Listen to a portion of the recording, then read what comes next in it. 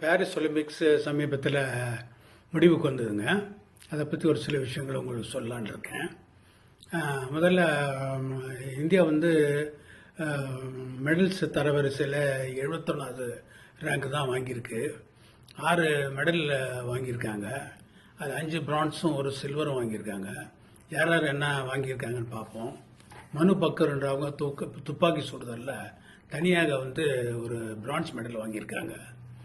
அப்புறம் அதே மனு பக்கர் வந்து சரப்ஜோத் சிங் அவங்களும் சேர்ந்து 10 mm air pistol mixed event அதில் வந்து பிரான்ஸ் மெடல் வாங்கியிருக்காங்க.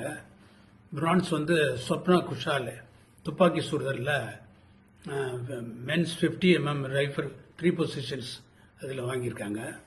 இந்தியன் ஹாக்கி டீம் வந்து பிரான்ஸ் மெடல் வாங்கியிருக்கு. அவங்க ஸ்பெயின் கிட்ட அவங்க ஜெயிச்சிருக்காங்க. நீரஜ் சோப்ரான்றவர் வந்து ஜாவ்லின் த்ரோ ஈட்டி எறிதலில் வந்து சில்வர் மெடல் வாங்கியிருக்காரு. அப்புறம் அமான் ஷெராவத் என்றவர் வந்து men's 57 style free style event அதில் வாங்கியிருக்காரு. இதில் வந்து இந்த யூஎஸ் வந்து அமெரிக்கா வந்து 40 கோல்டு மெடல் வாங்கியிருக்குங்க. சைனா 40 கோல்டு மெடல் வாங்கியிருக்கு. ஜப்பான் 20 கோல்டு மெடல் வாங்கியிருக்கு. இது நம்ம மல்யுத்த வீரரான வினேஷ் போகத்ன்றவங்க அவங்க வந்து ஏற்கனவே சில ஒலிம்பிக்ஸில் வந்து பதக்கம் வாங்கினவங்க. ஆனால் இந்த வாட்டி வந்து அவங்கள தகுதி நீக்கம் செஞ்சுருக்காங்க. ஏன்னா எடை அதிகமாக இருக்குதுன்றதுனால தகுதி நீக்கம் செஞ்சுருக்காங்க. அது வருத்தப்படக்கூடிய விஷயந்தாங்க. பயிற்சி சரியான பயிற்சி கூடங்களும் இல்லாதது இந்தியாவுடைய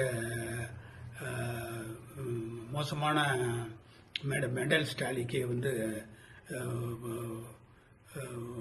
காரணம் அப்படின்னு சொல்லி முன்னாள் விளையாட்டு வீரர்களும் ஒரு சில விளையாட்டு வீரர்களும் சொல்கிறாங்க. ஸோ இதுதாங்க நான் உங்கள்கிட்ட சொல்லலான் இருந்தது. ரொம்ப நன்றிங்க.